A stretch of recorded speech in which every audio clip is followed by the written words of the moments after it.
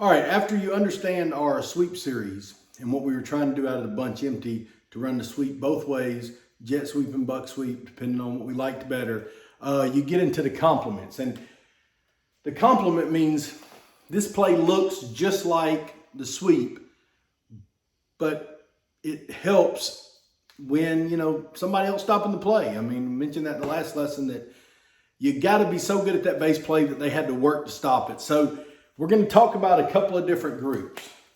The first would be the DN. You have a D tackle, which would be like a nose or an interior D lineman, inside linebacker, outside linebacker, and DB.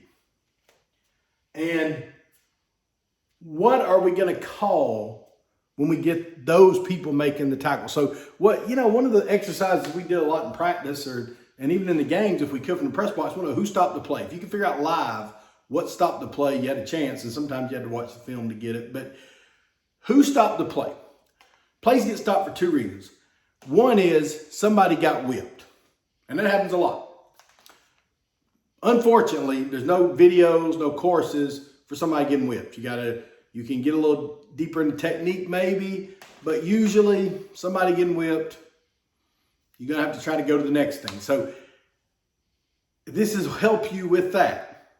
But if the defense is cheating, a D end is slanting every time you do this. A linebacker is shooting a gap every time you do this. Secondary is rolling down every time you do this. You've got to have an answer. It's the coach's responsibility to have an answer about that. So make sure you understand the difference there. You need to do the best you can to help a kid that's getting whipped. But it is your responsibility to have plays when they're cheating to come off of them. And these will help you when we got that. So in our base look,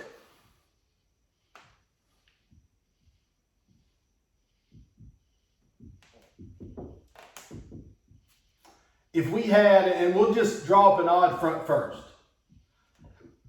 But if we had an odd front, just a basic odd front there, and the defensive end is really a problem.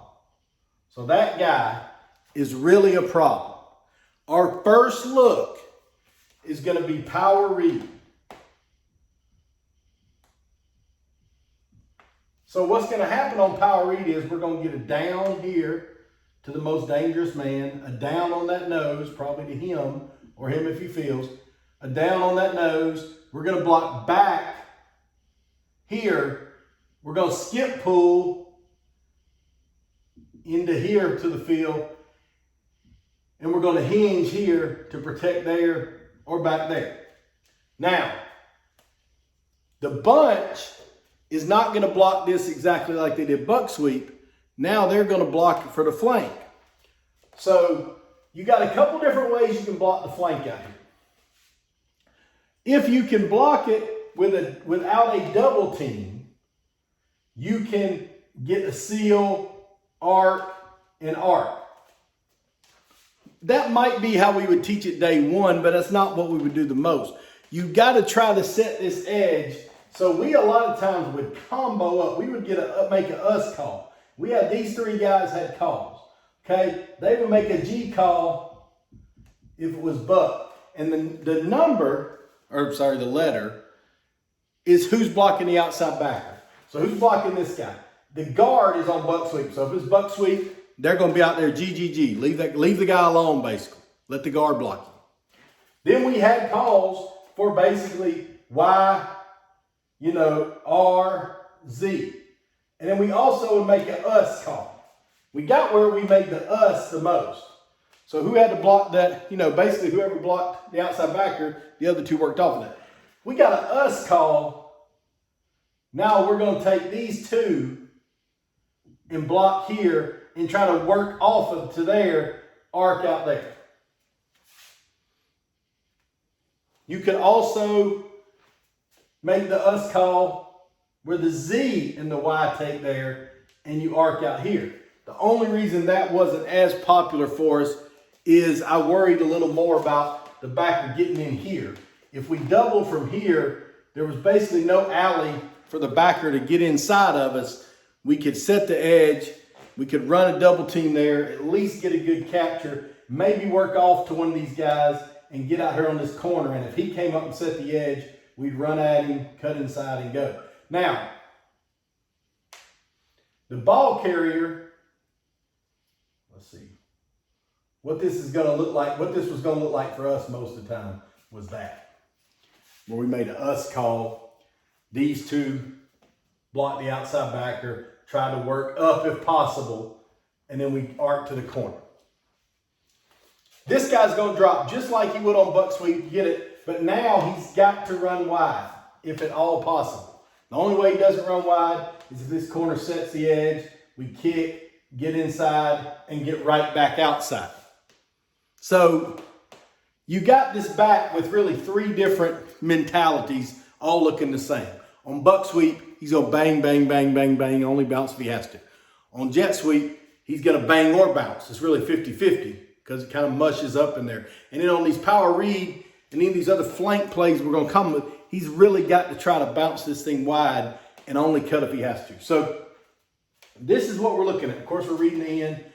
And now the quarterback is that we didn't, some people do it, but how we didn't give him a pass read off of this. We called power read, it was going to either be a give or a pull off of that. So the quarterback's saying catch the ball, we're going to slide with the ball down, reading the end, give it. If there's any kind of hesitation or if the end squeezes, we're going to give it. If the end stepped out, chase the running back, then the quarterback's going to keep it. And think about what's happening here. I said, we're probably calling this play because the defensive end is giving us problems. We're calling this play to complement the defensive end being a good football player.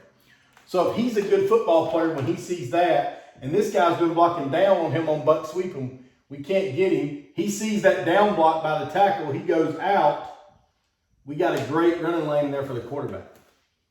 That's what you're going to get a lot. And I guess we hadn't really addressed that in this course, but if you like all these formations and if you like these plays and you're thinking you want to put some of this in, your quarterback has to be okay at running the ball. They don't have to be great, but they have to. If you're going to be an empty, they're going to have to run the ball some inside. So this was a great one. We had hundreds of yards off of the quarterback pulling the ball on power read. So because a lot of times when we called power read, we were going to get a pull because we tried to be so good at the sweep stuff that the ends were going to try to climb over the top. It was going to give us a pull read and the quarterback's going to keep it. But be ready for either one.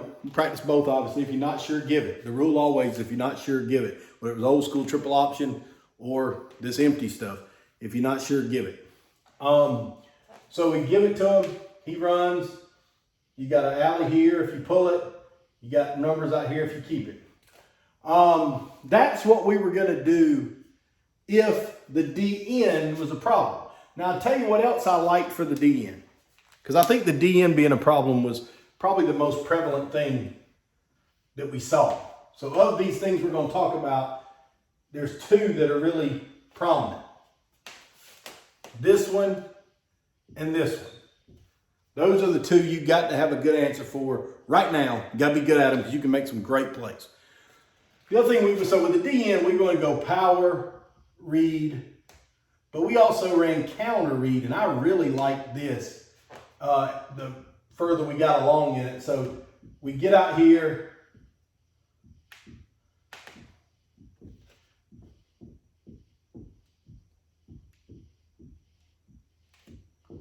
And now everything's the same here. Everything's the same here.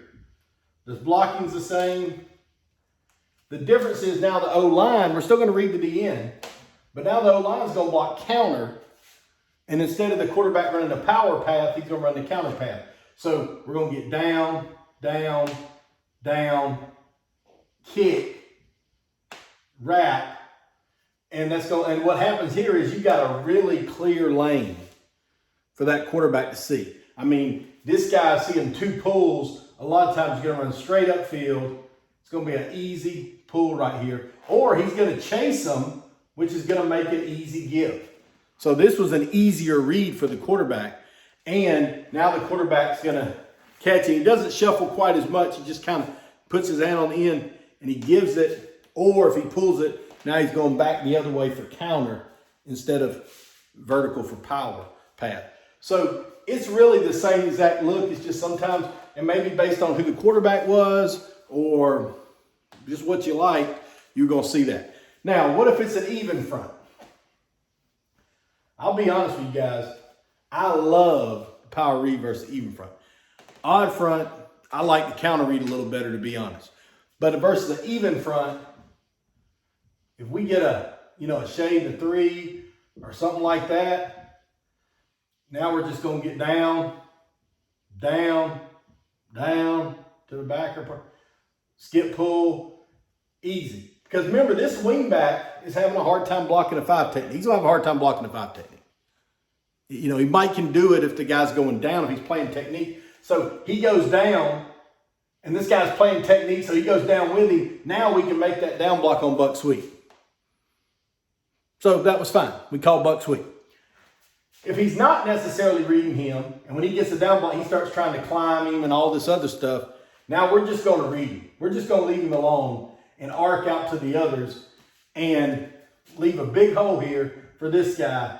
And we're going to run right at him, make him pick, make him either squeeze down and we give it, or come upfield and we pull it, and we're going to get in that hole. And we got angles. Man, that is a great play. People have gotten better at defending it, but years ago, that was a great play. And it's still a really good play now. So the counter read is probably a little better versus odd. Power read is probably versus even, but truthfully, both good versus both. And both make the defensive end wrong. They got to make the defensive end wrong. So we were going to read that guy when the defensive end was a problem. So obviously, if the defensive tackle is a problem, if the defensive tackle is a problem, we're going to read him too. So how are we going to do that? What's that going to look like? Well, it was going to look the exact same on the edge. So start with an odd.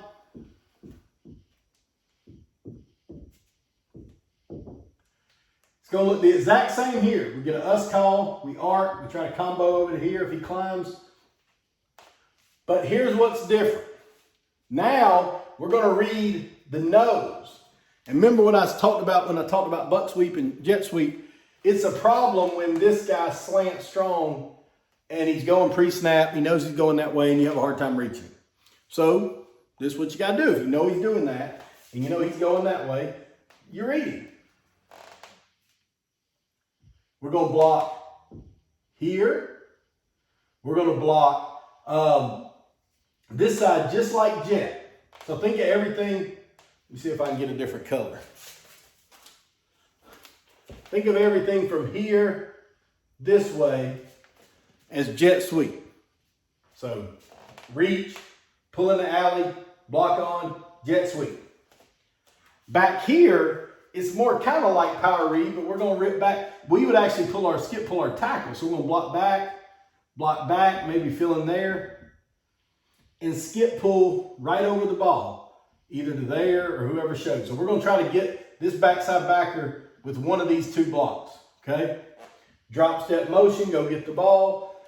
If he gets it, he's going to run it just like jet, so he can bang it in any of these holes or bounce it. Run it just like jet sweep. The quarterback's going to get it, put the ball down just like jet sweep, read that nose. If he goes out, he's just running right over the center. If he's not sure, give it. So he steps out, quarterback right over the ball with that blocker right there. Man, this thing will open up like the Red Sea sometimes. This guy will run, they're running to the jet. If we can get this guy blocked, whether it's with here or, it is something. It is something. If for some reason you know they're not going to slant that way, then it's not a great play, because if you know you're going to give it on the jet, you might as well just call jet. But if you really are sure he's going to slant, and for whatever reason he slants that way, then you just give it on the jet and you got one less guy pulling over here. It's all right. But the main reason you would call that play is to get the quarterback right over the center, making that defensive tackle, that nose guard in that case, pay for running to the football. What if it's an even front?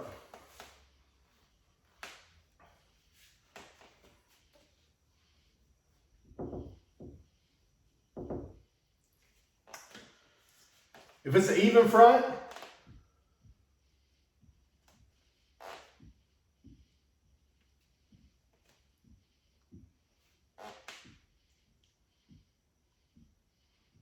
now it's the same deal out here.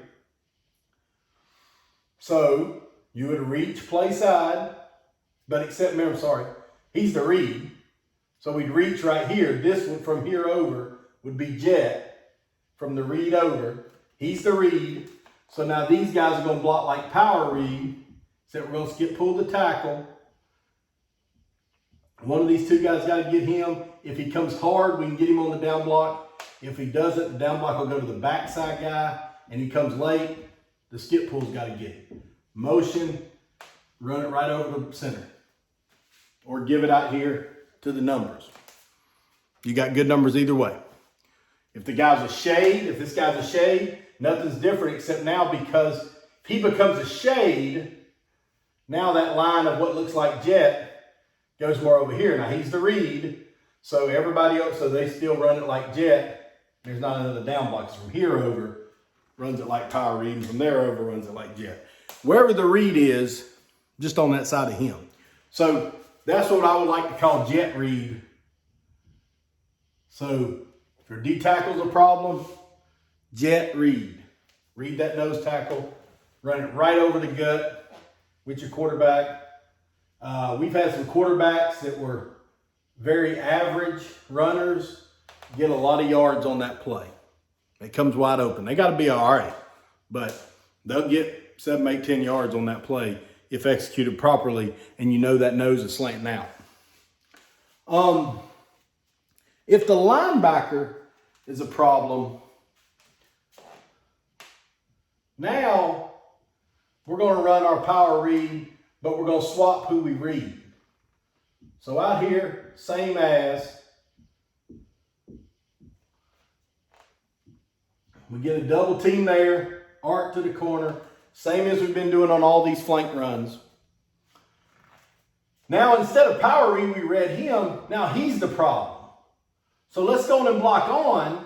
Now from here over, everything's like power read. So we got down, down, hing, you know, we're just pulling just like power read, and we're going to catch the ball and shuffle just like power read, give it out here, let him run outside, or keep it based on this guy. So if the inside backer runs out, then the quarterback keeps it right there. If the inside backer hangs, if he feels, then obviously it's a give.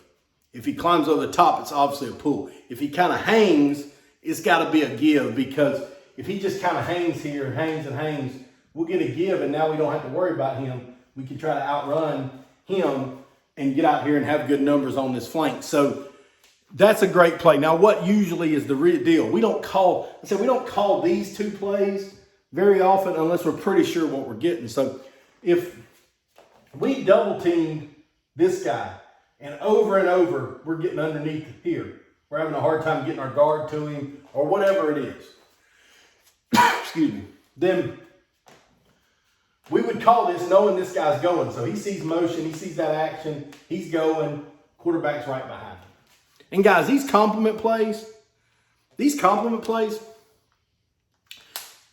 you just got to hit them a couple of times to scare the defense. These don't have to be something you call over and over again. If it works, of course, call it over and over again. But if you can hit that inside seam with that quarterback, because that linebacker cheated, the rest of the game, that linebacker is not going to cheat as much. It's much more productive. So I just really had a lot of success mixing that stuff in. And these two particular, now I would run power read or counter read versus anything.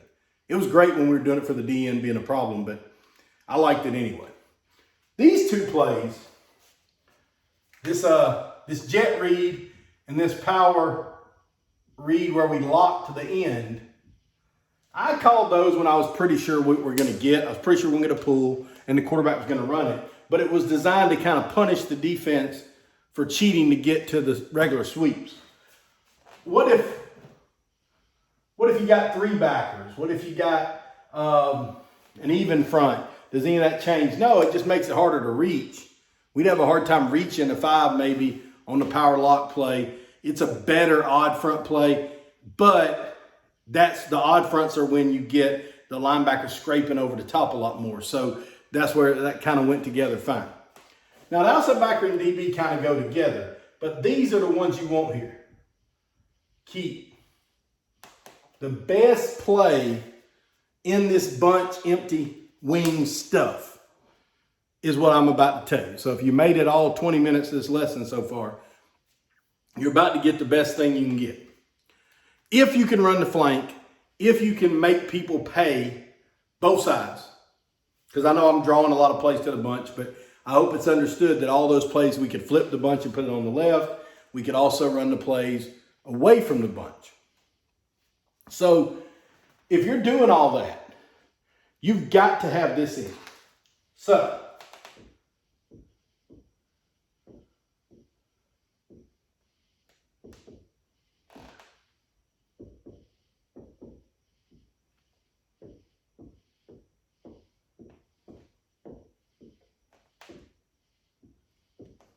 all right. So we have said if this guy's a problem, power read. If this guy's a problem, we're going to run the jet read where we read him. If this guy's a problem, we're going to read him. We can double team this guy, but it's also the pass stuff's going to help him. We'll get to that. This guy could come hard off of motion, but it's going to be fine on the keep pass. The main one that causes a problem is that guy right there. If he's a really good player, then you could conceivably block everybody and him run down in the alley and get you at only a couple of yards or something that's not good enough to sustain drives. You got to make people worry about this play. Even if he's still a really good player and can do it, he just got to back up a little bit because he's worried. So if we were going to run the keep pass, we're going to send this guy in motion. He's going to go just like he's getting the ball. Okay? We were going to run this on a post. We could make this a go if needed, but we're usually going to make it a post and go off of leverage on if we want to throw that side post or not. Over here on the bunch side, we're going to spread the field and run into 3 different vertical areas. The Y is going to run the old school cross route. Under Sam, over Mike. That's the Sam, that's the Mike for you guys that don't know that. Under Sam, over Mike, across the field. Now that's going to end up being underneath that post. The Z is going to run vertical. Best release, straight down the field. The right wing, in this case, or if it was the left going the other way, is going to run a wheel down the numbers. So if this is spread out a little more than I've got it, you should have somebody kind of down the hash here, down the numbers here, and the corner's got to pick one, or the safety's got to pick one, because what's going to happen is we get this motion and action, and a lot of times he's coming hard, he's rolling over the top. Now you got a couple different good things going here. If this guy's to the top, is he underneath for here and not covering the deep post, or is he deep in the middle of the field? Is he running more here? That would put the post out of the picture, but the quarterback is really looking here. Usually that's going to come open. If it doesn't come open, it's because the corner ran with it, which left this wide open. Now, where's the check down? Right here.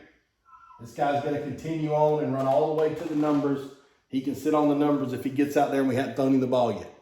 So the quarterback would catch the ball, reading the safety, ride, get up, put it on.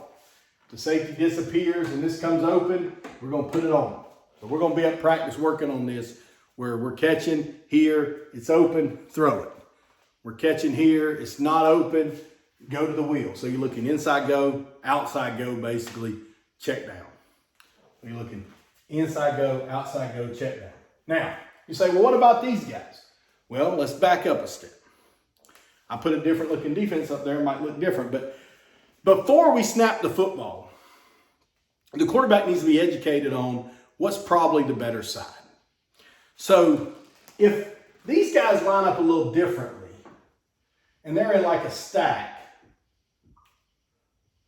and there's one safety and that safety's been a problem and he's coming on motion and stuff, we may know ahead of time this is probably the better side. And now you're just going to really see if we can get this leverage started. We're going to play action. We're going to look deep to the post, and we make a check down underneath to the cross if the corner is so good that he's over the top of the post. Most of the time, if you're not sure though, the play side is going to be better. And you're looking inside go, outside go, check down. Inside go, outside go, check down. So you got to get the ball out fast on the inside go now. It'll come in there, but these guys spreading out like this will come wide open. And we'll put some film on there for you where you can see that on video. Really good series. The backside post is usually wide open, truth be told. They very rarely cover it, or the corners cover it one-on-one, so if you can get leverage, a post throw is so much easier, a post route is so much easier to get leverage on if the defender's not great. So a ton of success. We had a ton of success throwing the backside post. We had a ton of success throwing these inside go, throwing this wheel, a ton of success. And when you hit one a game like that even, it changes the trajectory of all these other plays. So this became a really, really important play for us. Now, if we were in different parts of the field, we could have changed it where he ran a go and we just would throw it up to him late. You know, we look inside go, outside go. We didn't like the check down maybe. We're going to throw it up. I mean, there's some adjustments we made, but most of the time, that play, just how we drew it up, was really good. And people did a good job of taking something away, but, you know, we were able to react because we went through that progression every time. And as long as we could pass pro, we had a chance. So, what about the pass pro? Well, our pass pro was 5-0. You know, we didn't have much help here, as you can tell. So some people are going to say, well, that's the problem with this. You know, you can't protect it. Well, if you run the flank a lot, you don't see inside blitz. You just don't. So if we were getting a look like we've been showing here, we're going to block the 5 most dangerous men. The linemen are going to start with this. When a backer walks up on the line like this, they may call it off and say, we're going to take these 2. Now that guy's hot. If he were out here playing out here between them, now these 2 are going to take these 2, and he's hot. But because we had wings in this particular set, and by the way, we didn't have these wings all the time. This is bunch empty. This whole course is on bunch empty. In this bunch empty set, we usually had wings, so we would kick out. That would bring these guys down. He'd have to block on. And out here, we probably could handle these 2 and him be hot. Now, if he was an issue or he came down tighter, we might could kick out there and leave him alone. But I'm telling you guys, we rarely saw the inside blitz. But if we did see the inside blitz and we worked this, what's hot is the back. You know, or something wide open immediately. So you catch the ball here, they bring inside pressure. We still can throw this inside go, and we still can turn and just drop it to the back. Because it's the hot person is coming, there's no flat player. It's nearly impossible in this bunch look to have a flat player and bring the extra guy. So, I mean, if they're bringing this guy, then he was the flat player. If they're walking this guy down so tight that made us call it off, and now they're bringing him, there's nobody wide to play the flat. So we were able to not have a major problem. We got sacked a few times, but it was literally a few times in a few years. It was very rare because of the action both ways in the vertical game and the horizontal game. We just didn't see the inside push, which would have been more of a problem on that protection. But if it was a problem, we should have been able to run the ball. You know, we really should have been able to run the ball if they were blitzing that way. So we got caught on something here and there, and we worked it in practice and tried to be ready for it. But the pass pro problems, probably 90% of our pass pro problems came down to somebody just getting their butt whipped. That, you know, the center just got his butt whipped by the nose, and that caused a problem in pass pro. I would guess that's probably your problem too. So then you got to get back to technique and all the different things that this particular course is not necessarily about. It's about the scheme and the bunch stuff. So you got to get better at your base pass pro technique. Doesn't matter what your scheme is. Our scheme was we were going to protect with these 5 guys, have hots on each side, and not use the backs. Let them run out and try to take advantage of people quick. Some people like that, some don't. That's up for you to decide, but we liked it. Now, to recap, DN's a problem, power read, counter read. Draw up that counter read versus what you like. If you're not running that, that's going to be a good play. Most people know about power read, but if you don't know, start drawing that play up for damn sure. Jet read and the power lock read, where you're reading the tackle, reading the linebacker, really good plays to complement here and there. Give you a little change up, mix it up, make the defense think, make them work on something, and punish somebody for cheating.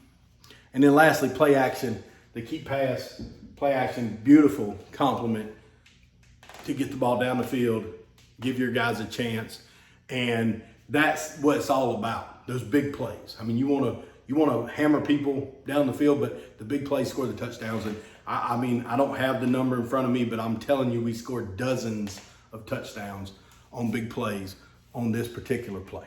So hopefully that can help you out in some capacity. And the last lesson we're going to have on this is about our drop passing game, not the play action stuff. Now we're going to take advantage of having the 5 receivers in the bunch sets and how we got the ball to them out of our drop pass game, which was really, really impressive too and really good. So you really got to stay for that. That'll be in the next lesson. Hopefully that'll help you out too.